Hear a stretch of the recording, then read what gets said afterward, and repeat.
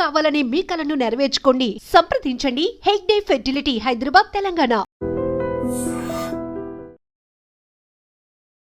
Welcome to I dream. నేను మీ భవ్య. ఇవాళ April 11th రోజు పార్కిన్సన్స్ డే జరుపుకుంటారు. ఎందుకంటే 1817లో డాక్టర్ జేమ్స్ పార్కిన్సన్ అనే వ్యక్తి ఈ పార్కిన్సన్ అనే వ్యాధిని కనుగొన్నారనమాట. సో ఈ సందర్భంగా ఈ డేని ఎందుకు జరుపుకుంటారంటే ఈ వ్యాధికి సంబంధించి ప్రజలందరికీ అవగాహన రావాలి.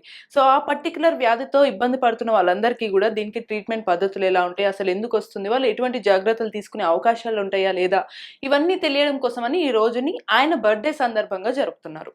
మరి దీని గురించి అసలు ఈ వ్యాధి ఏంటి, అసలు ఎందుకు వస్తుంది, దీనికి ఏమైనా ట్రీట్మెంట్స్ ఉంటాయా లేదా, ఇవన్నీ మాట్లాడడానికి సీనియర్ న్యూరో సర్జన్ డాక్టర్ పైడి రంగనాథం సార్ మన ముందున్నారు. సార్ని డీటెయిల్స్ అడిగి తెలుసుకుందాం. నమస్తే సార్, ఎలా ఉన్నారు సార్? సార్, ఈ పార్కిన్సన్ అనే వ్యాధి అనేది సాధారణంగా మన ప్రజలందరికీ పర్టికులర్ ఈ వ్యాధిని ఏం తెలియకపోవచ్చు. అసలు ఈ వ్యాధి గురించి కొంత క్లుప్తంగా చెప్పగలరా మీరు? ఇది పార్కిన్సన్ వ్యాధి. ఓకే. ఆయన పేరు జేమ్స్ పార్కిన్సన్. ఓకే. 1817లో దీని గురించి ఒక వ్యాసం రాశాడు ఆయన. ఆ వ్యాసం మీద దాని పేరు, ఎందుకంటే అది అప్పటి వరకు ఆ వ్యాధిని పేరు అన్నది నిర్ధారణ కాలేదు. కొన్ని లక్షణాలు ఉండి ఈ మహానుభావుడు ఇది అవ్వచ్చు అని చెప్పాడు ఆయన. అందుకని అప్పటి నుంచి కూడా పార్కిన్సన్ వ్యాధి అని ప్రతీత అయింది.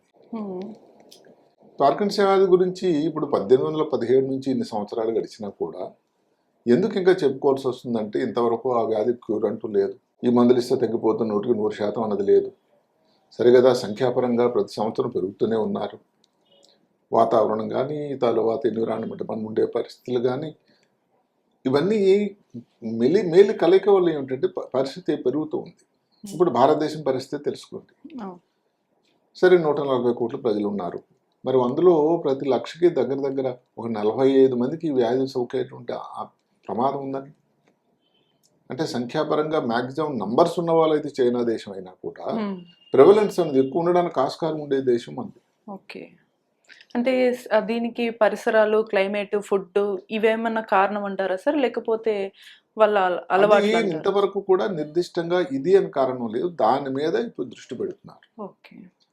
అదే కాకుండా ఈ మధ్య కాలంలో ఒక మంచి స్లోగన్ వచ్చింది భారతదేశంలో. ఏమిటి అంటే డి టు డి అంటే డేటా టు డిఎన్ఏ. డిఎన్ఏ అంటే మనం మాట్లాడే జెనెటిక్స్. ఈ మధ్యన ప్రతి చోట కూడా జెనెటిక్ కౌన్సిలింగ్, జెనెటిక్ టెస్టింగ్. అలాగే ప్రతి వ్యాధి గురించి ఇంతవరకు మనకు కారణం తెలియదు. ఇంతకుముందు మేము పార్కిన్సన్ వ్యాధి ఎందుకు వచ్చిందంటే ఎందుకు వచ్చిందో తెలియదు, దీనివల్ల వచ్చిందో అని చెప్పలేము. ఏ చోట ఇబ్బంది ఉందని చెప్పగలిగిన పరిస్థితి. అలాగే బ్రెయిన్ ట్యూమర్ అనుకుని ఎందుకు వచ్చిందో తెలియదు. ఇప్పుడు దానికి కూడా టెస్టింగ్ పద్ధతి. అలాగే హార్ట్ అటాక్ వచ్చే ముందు కనుక్కోవచ్చునట. ఇలాంటి ఏదైతే ఉందో పార్కిన్సన్ వ్యాధి కానీ ఆల్జీమర్స్ ఇవన్నింటికి అంటే పద్ధతి మారింది. దానికి కారణం ఏంటంటే ఇప్పుడు ఉన్నటువంటి టెక్నాలజీ, జెనెటిక్ టెస్టింగ్ చాలా విరివిగా హైదరాబాద్ నగరంలోనే సౌకర్యాలు ఉన్నాయి. రెండోది ఆర్టిఫిషియల్ ఇంటెలిజెన్స్, డయాగ్నోస్టిక్స్. దానివల్ల ఏమిటంటే మీరు ఎన్ని పరీక్షలు ఎన్ని చేసినా పాతకాలం లెక్కలేసి వెనక్కి తీసి అన్నీ కాకుండా టకావున దాంట్లో మీరు డేటా ఫీడ్ చేస్తే కొన్ని సంవత్సరాల నుంచి ఉన్న అనుభవంతో ఇది కావచ్చు అని చెప్పేస్తుంది. అలాగే ఈ మధ్య కాలంలో ప్రతి హాస్పిటల్లో కూడా ఎలక్ట్రానిక్ మెడికల్ రికార్డ్స్ అని వచ్చాయి. ఒకప్పుడు పేషెంట్ అడ్మిట్ అయ్యాడు, డిశ్చార్జ్ అయిపోయాడు, ఏ కారణం ఏమిటో వివరాలన్నీ కొంత బాగా ఉండేది కాదు. కొన్ని కేస్ షీట్లు కొన్నిసార్లు ఏదో కొన్ని సంవత్సరాలు ఉంచేవాళ్ళు. ఆ తర్వాత దాన్ని సంఖ్య పరంగా ఎక్కువ అయిపోయేసరికి తీసేయాల్సి ఉండేది. ఇప్పుడు ఎలక్ట్రానిక్స్ వచ్చాయి. అంటే ప్రతి రికార్డు ఎలక్ట్రానిక్ కంప్యూటర్లో నిక్షిప్తమై ఉంది. అంటే ఏదో 15 సంవత్సరాల క్రితం ఎవరైనా వ్యక్తి ఇలాంటి లక్షణాలతో వస్తే దీన్ని బట్టి ఇది వ్యాధి అవ్వడానికి ఇప్పుడు చెప్పడానికి ఒక ఆస్కారం వచ్చింది. వీటన్నిటినీ దృష్టిలో పెట్టుకొని ఇప్పుడు ఒక 3 కాదు, నిజానికి 3 నుంచి 5 పీలు అని ఒకటి వచ్చాయి. పీ అంటే ప్రోయాక్టివ్, అంటే ముందుగానే అంచనా వేయడం, ఇది అవ్వచ్చు ఏమో. ప్రిడిక్టివ్, ఇది కాబోతుంది అని ఆలోచన చేయడం. ప్రివెంటివ్, ఆ తర్వాత దాన్ని రాకుండా నివారణ ఉపాయం. తరువాత ఇప్పుడు ప్రిసైజ్, అంటే చాలా అవన్నీ తెలిసిపోయాడు కరెక్ట్గా, ఇది సూది మనలాగా. ఆ తర్వాత పర్సనలైజ్డ్, అంటే ఈ వ్యక్తి ఒక సదరు వ్యక్తికి ఈ ప్రాబ్లం వచ్చేదానికి ఆస్కారం ఉందా, వస్తే ఏంటి వైద్యం, ఏ విధానం కరెక్ట్ వైద్యం, ఇది ఈ రోజున ఉండేట వైద్య విధానం. అవును సార్. సో వైద్య విధానం ఆ దిశలో అడుగులు వేస్తుంది. నిజమే. ఇప్పుడు ఈ పార్కిన్సన్ వ్యాధి అనుకోండి, ఒకప్పుడు మనకు అందరికీ తెలిసిన వివరాలు ఏంటంటే మేము చదువుకున్నప్పటి నుంచి కూడా పార్కిన్సన్ వ్యాధి ఉన్న వాళ్ళకి చేతులు వెనుకొస్తుంది, చేయి బాగా స్టిఫ్గా ఉంటుంది, కదపలేరు, వాళ్ళ కదలిక స్లో అయిపోతుంది. ఈ ఏకైనిసియా అంటే మూమెంట్ అనేది వాళ్ళలో తక్కువగా ఉంటుంది, అచేతనం కాదు, తక్కువ స్లో అయిపోతారు అని మేము లక్షణాలు చదువు. ఈ 3 గాని ఉన్నట్టయితే పార్కిన్సన్ వ్యాధి నిర్ధారణ అయ్యేది. అది ఇప్పుడు ఏమిటది ఎప్పుడో బాగా లేట్ అయిన తర్వాత ఇవన్నీ డయాగ్నోస్ అవుతున్నాయి. ఇప్పుడు ఇన్ని సౌకర్యాలు మనకు ఉండడం వల్ల ఏదన్నా కానీ పద్ధతిలో ముందు వచ్చే ఫలానా వ్యక్తికి రావచ్చు ఏమో అని కానీ దాన్ని చూస్తే అవి ఆ వ్యక్తిని ముందే దానికి కనుక్కోవడం, దానికి నివారణోపాయం కానీ వైద్య విధానం కానీ అది ఈ రోజున వైద్యం. ఈ దిశలోనే కొన్ని లక్షణాలు ఉన్నాయి. ఉదాహరణకి స్మెల్ అండి, వాసన బాగా తగ్గిపోవడం, అసలు వాసన ఉండకపోవడం అన్నమాట. కోవిడ్ టైంలో మనం వాసన పోయింది, ఇప్పుడు అదే సందేహం వచ్చింది సార్. వాస్తవమే కానీ ఇది కోవిడ్ తో సంబంధం లేని విషయం. పార్కిన్సన్ వ్యాధిలోనే ఒక ముఖ్యమైన లక్షణం పూర్తిగా వాసన పోవడం కానీ లేదా కొంత తగ్గిపోవడం కానీ. ఇప్పుడు మనం చెప్తున్న లక్షణాలు ఉన్న వాళ్ళకి ఒక లక్షణం ఉంటే ఇదేదో పార్కిన్సన్ వ్యాధిని ముద్ర వేయటం లేదండి. ఇలాంటివి కానీ సమ్మిళిత మేలు కలయిక ఉంటే ఒక అనుమానం సుమా. అలాగే ఎక్సెసివ్ డే టైమ్ స్లీప్, పగలు ఎక్కువ నిద్రపోవడం. ఏది ముందు లేదండి, మా ఆయన ఈ మధ్యలో మరీ ఎక్కువ నిద్రపోతున్నాడు డే టైం, ఒక అనుమానం. అదే కాకుండా నిద్రపోతున్నాడు కానీ కలయ నిద్ర, మధ్యలో లేచిపోవడం, డిస్టర్బెడ్ స్లీప్, అంటే ప్రశాంతంగా నిద్రపోకుండా ఏదో పడుకున్నాం అనే పేరుకి. యాంగ్జైటీ బాగా, గొర్రి, డిప్రెషన్, ముందు మాదిరి అసలు ఆఫీసులో సరిగ్గా లేకపోవడం, బిజినెస్ లో ఇంట్రెస్ట్ చూపించకపోవడం. అదే ఏది మళ్ళీ లావాదేవీలు ఇబ్బందులు లేకుండా, ఆ తర్వాత అసలు ఏ కారణం లేకుండా ముందు చక్కగా ప్రతిరోజు నార్మల్గా మామూలుగా మల విసర్జన జరిగి మోషన్ ఫ్రీగా అయినప్పుడు కాన్స్టిపేషన్. ఇప్పుడు లేచి నిలబడ్డాడు, ఆయన ఎక్కడ నడిచి వాకింగ్కి వెళ్ళాడు మార్నింగ్ రోజులాగా, సడన్ గా వాకింగ్ లో పడిపోవడం. అంటే నిలబడేసరికి ఆ బీపీ తక్కువైపోయి కాలంలో పాస్టరల్ హైపోటెన్షన్ అంటారు, బాగా చెమట పట్టడం. అంతవరకు ఎందుకండి, చాలా పక్కాగా క్యాలిక్యులేషన్ ఎబిలిటీ, డెసిషన్ మేకింగ్, ఫటాఫట్ మెమరీ, ఎవరిని చూసినా ఎలా ఉన్నారని పలకరించే వ్యక్తి సడన్ గా ఇవి తగ్గిపోవడం. ఇలాంటి లక్షణాలు కానీ వస్తే పార్కిన్సన్ వ్యాధి కావచ్చు అని. సార్, అంటే ఇక్కడ ఇంకో చిన్న సందేహం మనకి, సాధారణంగా ఇది స్మెల్ కూడా తగ్గిపోతుంది అన్నారు. కోవిడ్ తర్వాత చాలా మందికి కోవిడ్ వల్ల స్మెల్ తగ్గిపోవడం, టేస్ట్ కూడా తగ్గిపోయింది. ఇంకో మాకు వచ్చిన డౌట్ ఏంటంటే, ఈ పార్కిన్సన్ వ్యాధి అనేది కొన్నిసార్లు ఓవర్ మెడికేషన్స్ వీటి వల్ల కూడా అది ఇబ్బంది అయ్యే ఛాన్సులు ఉంటుందని అన్నారు. మరి ఈ కోవిడ్, ఈ స్మెల్ అప్పుడు ఆల్రెడీ కొంత పార్కిన్సన్కి సంబంధించిన లక్షణాలు ఉండటము, మళ్ళీ దాని తర్వాత కొన్ని తీసుకున్న డోసేజ్లు, వ్యాక్సినేషన్స్, ఇవన్నీ ఏమన్నా కొంత ఈ వ్యాధిని ఇంక్రీజ్ చేసే అవకాశం? అంటే ఇంతవరకు ఈ మందు తీసుకోవటం వల్ల ఇబ్బంది రావడానికి ఆస్కారం ఉందని ఎక్కడ మనకు సమాచారం సైన్స్ ప్రకారం లేదు. ఓకే. మీరు చెప్పిన కోవిడ్ టైంలో పార్కిన్సన్ వ్యాధి కానీ, ముఖ్యంగా ఆల్జీమర్స్ వ్యాధి కానీ, ఇలాంటివి స్ట్రోక్ కానీ, బ్రెయిన్ లో ప్రాబ్లమ్స్ కానీ, ఆ టైంలో వైరస్ తాలూకా వైరీమియా తాలూకా ఇబ్బంది వల్ల బ్రెయిన్ మీద దాని కొన్ని ఇబ్బందులు, లేని వాళ్ళకి పార్కిన్సన్ వ్యాధి కొత్తగా రావడం కానీ, ఉన్న వాళ్ళకి ఇంకా సీరియస్ అవ్వడం కానీ జరిగిన సన్నివేశాలు ఉన్నాయి. కానీ మందుల గురించి అయితే మనకు తెలియదు. అంటే ఈ లెక్కన పార్కిన్సన్ వ్యాధి, ఇంకొకటి మన పార్కిన్సన్ వ్యాధి ఉంటే కనుక సార్, అది మన డైలీ లైఫ్ ని కూడా చాలా ఇబ్బంది పెట్టే పరిస్థితులు ఉంటాయి అంట. అంతే కదండి. ఇప్పుడు ఏమిటంటే, ఇప్పుడు ఉదయం లేచారు, అసలు నడక స్లో అయిపోతుంది. అంటే ఇప్పుడు మీరు అందరం కూర్చొని ఇంటి దగ్గర కుటుంబం ఏదో విషయం జరిగింది, జోక్ వేశారు, ఎవరు అసలు నవ్వినా కానీ మొహంలో ఆ కవలికలు మారవు. అసలు ఏమిటి ఇంత చక్కగా ఎంజాయ్ చేసిన వ్యక్తి మొహంలో అసలు మార్పే లేదు. దాన్ని మాస్క్ లేక ఫేస్ అంటారు. ఇప్పుడు మామూలుగా 3 గంటల 3 కిలోమీటర్లు హాయిగా వచ్చిన వ్యక్తి స్లో అయిపోయాడు. మిగతా అతనితో కలిసి వాళ్ళందరూ ఏంటో స్లో అయిపోయానని చెప్తారు. ఇవన్నీ కూడా ఇబ్బందులే. ఇది కొన్నిసార్లు హార్ట్ కి కానీ, బ్రెయిన్ కి కానీ, వీటికి కూడా స్ట్రోక్ వచ్చే ఛాన్సులు, అంత తీవ్రత పెరిగే అవకాశం ఉందంటున్నారు. నిజమే? దీనివల్ల స్ట్రోక్ రావడానికి అవకాశం చాలా తక్కువ. ఇక్కడ జరిగింది ఇంకోటి ఏమిటంటే, ఇప్పుడు మాటకి ఇప్పుడు తగ్గిపోయినా కానీ ఏదో బ్యాంకులో సైన్ చేశారు అనుకోండి, సిగ్నేచర్ తేడా రావడం, మైక్రోగ్రాఫీ అక్షరాలు చిన్నవి అయిపోతాయి, నడుస్తూ ముందుకు పడిపోతారు, ఒకసారి మళ్ళీ వెనక్కి వెళ్ళిపోతారు. ప్రొపల్షన్, రిట్రోపల్షన్ అంటారు. అంటే వాళ్ళకి ఆధీనం లేదు, వాళ్ళ కంట్రోల్ లేదు. సార్ ఇది సాధారణంగా ఉన్న డౌట్. తాజాగా మనం ఒక సెలబ్రిటీని చూసాము. మధ్యలో హెల్త్ బాలేక విపరీతమైన షివరింగ్ అవ్వడం, మైక్ కూడా పట్టుకోలేకపోవడం. కొద్ది రోజులకి నయమయింది. బట్ ఇవన్నీ కూడా ఒక రకంగా పార్కిన్సన్ అంటే లక్షణాలు లేదు, అనుకోవచ్చా? సెలబ్రిటీ తాలూకా వివరాలు అని మనకు పూర్తిగా ఉన్నంత వరకు హ్మ్. ఇది అని ముద్ర వేయడం అనేది సరైన పద్ధతి కాదు. హ్మ్. మనం దీని గురించి ఏమిటి, పార్కిన్సన్ వ్యాధిలో మెదడు లోపల కొన్ని భాగాల్లో దాని తేడా వస్తుంది. హ్మ్. మామూలుగా ఏమిటంటే మెదడు లోపల లోపల ఉండే బేసల్ గాంగ్లియా అని ముఖ్య కేంద్రం ఉంటుంది. అక్కడ ఓకే. డోపమైన్ అనేది ఒక ద్రావకం తయారవుతుంది. హ్మ్. ఆ ద్రావకం తయారీ తక్కువ అవడం వల్ల వస్తుందని చెప్తాం. ఓకే. ఓకే. అని ఎదురుగా బ్రెయిన్ లో ఈ ప్రాంతం అని చెప్పుకునేవాళ్ళు. Hmm. దాన్ని సబ్స్టాన్స్ నైగర్ అంటారు, బేసల్ గాంగ్లియా అంటారు, కార్టిస్టైడ్. హ్మ్. ఈ మధ్య కాలంలో కొన్ని చోట్ల వచ్చాయి. ఇప్పుడు ఏదైతే ఉందో ఈ ఫ్రాంటల్ లోబ్ అని, అంటే మెదడులో ఉండేటువంటి ప్రాంతాన్ని ఫ్రాంటల్ లోబ్ అంటే ఈ ముందు భాగాన్ని, హుహు. ఈ జ్ఞాపక శక్తికి, తెలివికి, క్యాలిక్యులేషన్కి వీటి కేంద్రం. హ్మ్. ఈ పార్కిన్సన్ వ్యాధులు ఈ ప్రాంతం కూడా అఫెక్ట్ అవుతుందట. ఓహో! అదే కాకుండా చిన్న మెదడు నడక స్లో అయిపోవడానికి చిన్న మెదడు మీద అది ప్రభావం అని మనం చెప్తున్నటువంటి కోపం, లేకపోతే డిప్రెషను, యాంగ్జైటీ, మెమరీ తక్కువైపోవడం, ఇవన్నీ లింబిక్ సిస్టమ్ అని ఈ టెంపరల్ లోపల ఉంటుంది హ్మ్. ప్రాంతం. ఆ చోట్ల దాని ఎఫెక్ట్ రావచ్చు. ఇంతకుముందు చెప్పినట్టుగా ఒక్క బేసల్ గాంగ్లియా అనేది కాకుండా మెదడు లోపల మిగతా ప్రాంతంలో కూడా ఈ ఇబ్బంది రావచ్చు అని ఇప్పుడు క్లియర్గా తెలుస్తుంది మనకి. అదే కాకుండా వాసన గురించి చెప్పుకుంటే మెదడు లోపల సృష్టికర్త మధ్యన 12 నరాలు ఉంటాయి, 12 జతలు. హ్మ్. కుడి పక్క 12, ఎడం పక్క 12. అందులో మొదటి నరం పేరు ఆల్ఫాక్టరీ నర్వ్, వాసన కోసం. హుహు. ఈ ఆల్ఫాక్టరీ నర్వ్ ఎఫెక్ట్ అవ్వడం ఇందాకే చెప్పుకున్నాం. రెండోది ఏమిటి, వ్యాగస్ నర్వ్ అని 10వ నంబర్ నర్వ్. హ్మ్. అది దేనికి, జీర్ణ ప్రక్రియ కోసం, హ్మ్. జీర్ణాశయానికి సప్లై చేస్తుంది. ఇప్పుడు ఈ మధ్య కాలంలో వచ్చింది gut is the second brain అంటున్నారు. అవును. అంటే ఏమిటి, గట్ట నుంచి మెదడుకి సరఫరా కనెక్షన్ మొదలైంది. హ్మ్. ఇక్కడ తేడా వచ్చిన జీర్ణ ప్రక్రియ కూడా రావడం, ఇబ్బంది రావడం, ఇబ్బంది. సరిగా ఏదైనా డైరియా లాంటిది రావడం, ఒక పక్క నుంచి కాన్స్టిపేషన్, ఇంకో పక్క నుంచి డైరియా. హ్మ్. అదే కాకుండా ఈ మిగతా ప్రాంతాల్లో హైపోథాలమస్, నిద్రపోవడానికి కారణం అయితే మెదడు లోపల ఉండేటువంటి హైపోథాలమస్ అనే కేంద్రం. హ్మ్. ఈ నిద్రని, టెంపరేచర్ని ఇవన్నీ రెగ్యులేట్ చేసేటువంటి ముఖ్య కేంద్రం.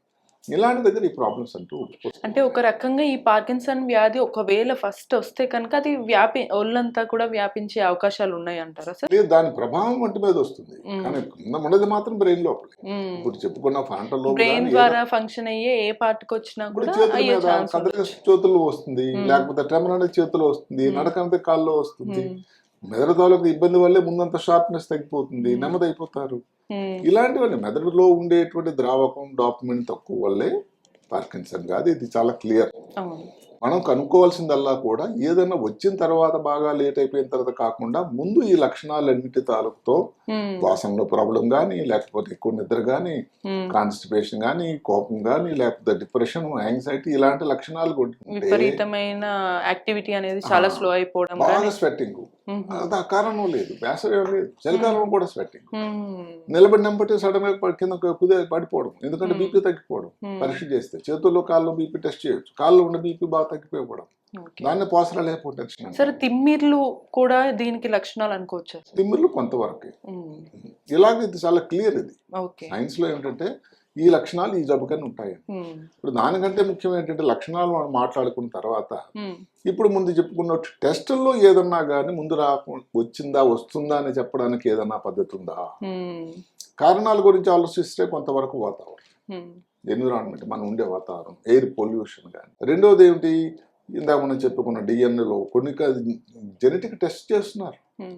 ఏవి ఒక 6-7 జీన్స్ ఉన్నాయి, పిఎంకే అని, లేకపోతే పింక్ జీన్ అని, లేదా జీబీకే అని, ఇలాగా ఒక 5-6 ఆ జీన్స్లో కానీ దానిలో ఏదన్నా మ్యూటేషన్ అంటారు, ఏదైతే కోవిడ్ టైంలో దాన్ని రూపాంతరం చెందడం మాట్లాడుకున్నామో అలాగే అలాంటిది ఏదో ఉన్నా కూడా ఇది రావచ్చు. ఓకే. వీటన్నిటి కలిపి ఒక ఫార్ములా వచ్చింది, ఒక మ్యాథమెటికల్ ఫార్ములా. ఓకే. దాని పేరు ఏమిటి, పిఆర్ అంటే మ్మ్. Parkinson disease. మ్మ్. తర్వాత దాని నెక్స్ట్ ఏమిటి, ఎన్విరాన్మెంట్ పేరు ఈ. మ్మ్. ఈ జెనెటిక్ అన్నదానికి డిఎన్ఏ అని పెట్టారు. మ్మ్. ఈ జెనెటిక్ రెండోది ఎన్విరాన్మెంట్ కలిపితే ఇంటరాక్షన్ ఐ. మ్మ్. ఈ పార్కిన్సన్ డిసీజ్ వస్తుంది పిఆర్ అన్నట్టు. ఈ జి మ్మ్. డి తర్వాత ఐ. మ్మ్. ఆ తర్వాత ఏజ్ని బట్టి ఏ ఏజ్ లో వచ్చింది. మ్మ్. 4 ఏమిటి, 5 అన్నిటికంటే లాస్ట్ ఏమిటి జెండర్. ఎందుకంటే ఈ జబ్బు Yes, sir. ఎక్కువ మంది మగవాళ్ళు, ఇప్పుడు అదే స్త్రీలలో సందేహం తక్కువ. వచ్చింది అన్నట్టు. ఎక్కువగా ఏ ఏజ్ వాళ్ళకి వచ్చే మేల్ ఛాన్స్? మగవాళ్ళు ఎక్కువ వస్తుంది. మగవాళ్ళలో ఎక్కువగా, అది కూడా ఏజ్ సాధారణంగా అది కూడా 35. చెప్తాను నేను, అది భారతదేశంలో తేడా ఉంది అది. ఓకే. అంటే కంట్రీ వాళ్ళ ఎన్విరాన్మెంట్ బట్టి మారుతుంది కాబట్టి మనకి ఏజ్ డిఫరెన్స్ అయ్యే ఛాన్స్ డిఫరెన్స్ అయితే ఉంటుంది. ఉంది. అదే కాక ఈ ఫార్ములా బట్టి చెప్పాం కదా, ఎన్విరాన్మెంట్ కానీ లేకపోతే జీన్స్ కానీ ఏజ్ని కానీ ఇవన్నీ కలిపిస్తే మగవాళ్ళ స్త్రీలని ఇవన్నీ కలిపి ఎవరికైనా ఈ లక్షణాలు కనబడ్డాయి అనుకోండి, ఏవి ఈ డల్గా ఉండడం కానీ, యాంగ్జైటీ, ఎక్కువ నిద్రపోవడం, వాసన తగ్గడం, చెమట పట్టడం, కాన్స్టిపేషన్, ఇవి కానీ ఉండేటట్టయితే అప్పుడు దాని గురించి ఆలోచన చేయాల్సిన అవసరం. అంటే ఒక్క లక్షణం కాకుండా ఇవన్నీ మల్టిపుల్ గా, అంటే సాధారణంగా కొన్ని చిన్నవి వచ్చేవి కామన్, కానీ ఇవన్నీ కలిపి వస్తే కనుక ఖచ్చితంగా అది పార్కిన్సన్ అయి ఉండొచ్చేమో, ఒకసారి జాగ్రత్త. డాక్టర్ తీసుకోవడం కాదు, వెంటనే డాక్టర్ సంప్రదించాలి. ఇక్కడ ఒక 2 మాటలు చెప్పుకోవాలి భారతదేశంలో ఉండేటువంటి పేషెంట్ తాలూకా స్థితిగతులు.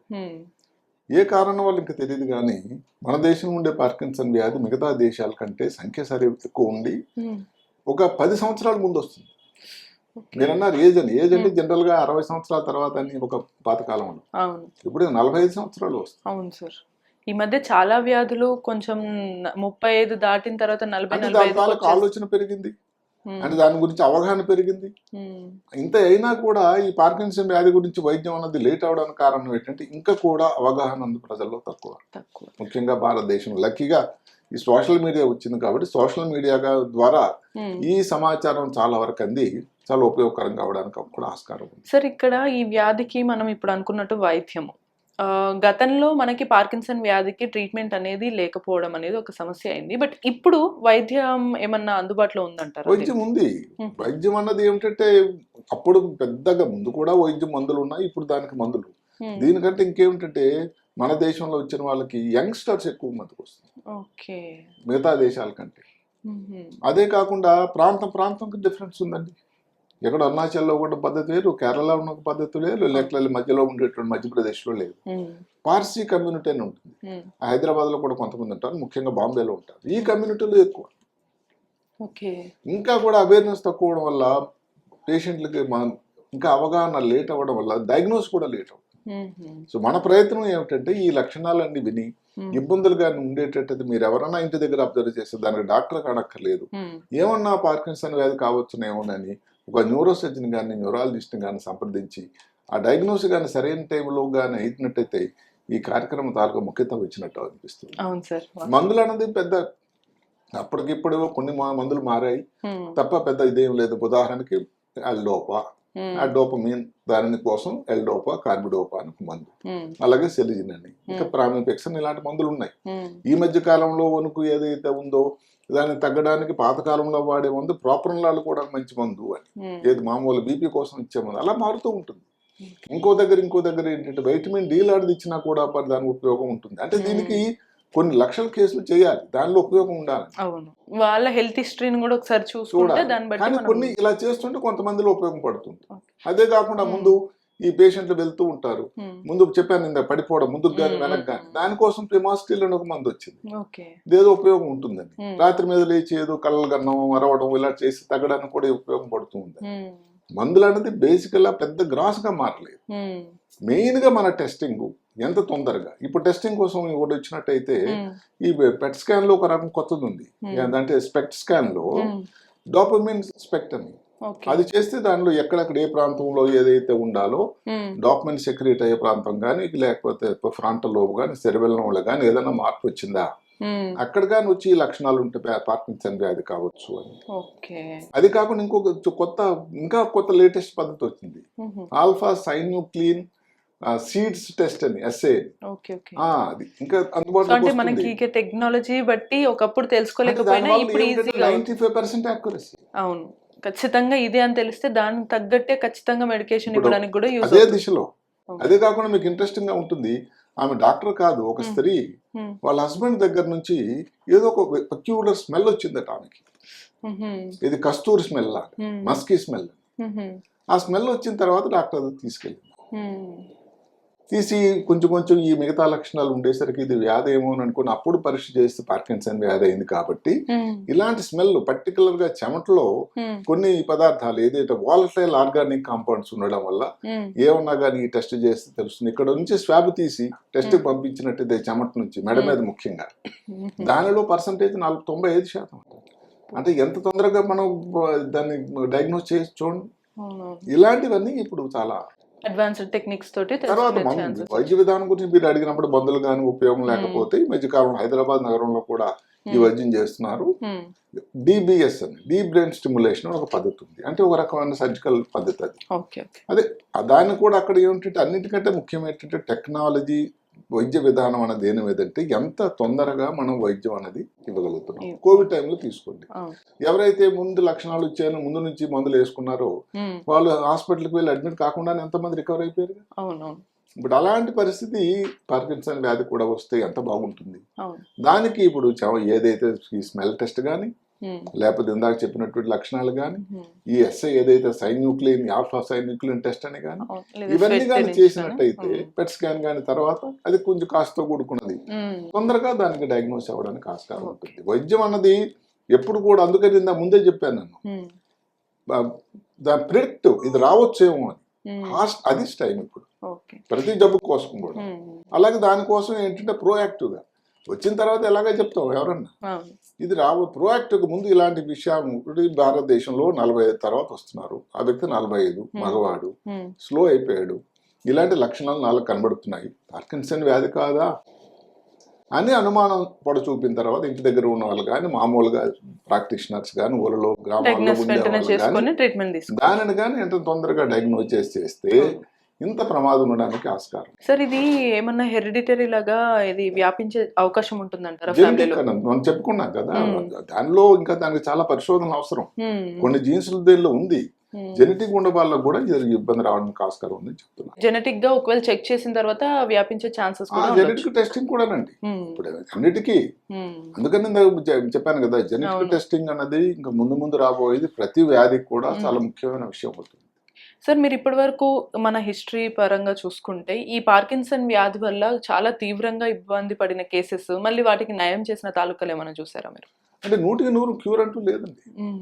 ఏదన్నా కానీ ఇంతవరకు పార్కిన్సన్ వ్యాధి ఏవో కొంతమంది నేను క్యూర్డ్ పార్కిన్సన్ ఏదో మెసేజ్లు పెడుతుంటారు సోషల్ మీడియాలో, కానీ 100% అంటూ దానికి క్యూర్ అంటే ఇప్పుడు మాట టైఫాయిడ్ వ్యాధి లేకపోతే టీబీ లేదా మలేరియా ఇలాగ దానికి క్యూర్ అంటూ ఇంతవరకు లేదు.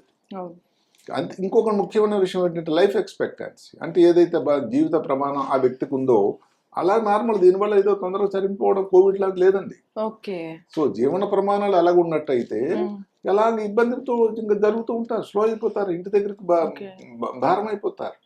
అందుకని అంత ప్రాబ్లం వచ్చిన తర్వాత వైద్యం చేయడానికున్నా ముందే చేయగలిగినట్టయితే ప్రోయాక్టివ్ గా ఆ సూత్రం ఏదైతే ఉందో ముందు చెప్పింది proactive, predictive, preventive, precise and personal care ఇది కానీ వచ్చినట్టయితే ఇంకా ఈ ఇబ్బందిని మనం మాటికి డిస్కస్ చేయాల్సిన అవసరం కూడా ఉన్నదేమో. Exactly sir. సో చివరిగా ఈ పార్కిన్సన్ డే జరుపుకుంటున్న సందర్భంగా ఇప్పుడైనా సరే అందరికి అవేర్నెస్ రావాలని, అలాగే ఒకవేళ రావాలన్నా వాళ్ళు తీసుకోవాల్సిన జాగ్రత్తలు మీరేం సజెస్ట్ చేస్తారు? ఇది ఈ విషయంలో మనం స్ట్రోక్ గురించి మనం చెప్పుకున్నప్పుడు ఏంటంటే ఏదైనా మూత వంకర అయినప్పుడు, చేయి కిందకి పడిపోయినప్పుడు, హ్యాండ్ రైటింగ్ లో తేడా వచ్చినప్పుడు అది స్ట్రోక్ కావచ్చు, మీరు తీసుకెళ్ళండి 6 గంటల లోపల. పార్కిన్సన్ వ్యాధి గురించి కూడా అదే. ఇంటి దగ్గర మీరు గృహిణి ముఖ్యంగా మగవాళ్ళు వస్తుంది కాబట్టి మీ వారిని మీకంటే బాగా అబ్జర్వ్ చేసేది ఎవరు? ఏదో తేడా ఉంది, గ్లాస్ ఇస్తున్నప్పుడు పట్టుకోవడం తేడా ఉంది, అతను మొహంలో వచ్చి మార్పు ఉంది. పాతకాలంలో ఆ పెళ్లిలో ఫోటో చూసాము, ఆ పెళ్లి ఫోటోకి ఇప్పటికి ఆ మొహంలో తేట్లేదు, ఏం చెప్పక్కర్లా, మొహంలో మాస్క్లెస్ ఫేస్ అని చెప్పక్కర్లా. ఇతను నిద్రపోవట్లేదండి, రాత్రి పగలంతా నిద్రపోతాడు, ముందు అసలు నిద్రపోలేదు, ఏం విషయాలు మర్చిపోతున్నాడు ఈ మధ్య, కొంచెం చికాకు పడుతున్నాడు, యాంగ్జైటీ, ఇరిటేషన్. నాకు చెప్పినట్టుగా లేవగానే సడన్ గా మళ్ళీ కూలిపడి మనం ఎప్పుడు వాకింగ్కి వెళ్తే వాళ్ళ మిత్రులు చెప్పారు. ఇలాంటి లక్షణాలు ఏదన్నా వచ్చినట్టయితే ఒక్కసారి డాక్టర్ని సంప్రదించాల్సిన అవసరం చాలా ముఖ్యం. Thank you sir. నమస్తే.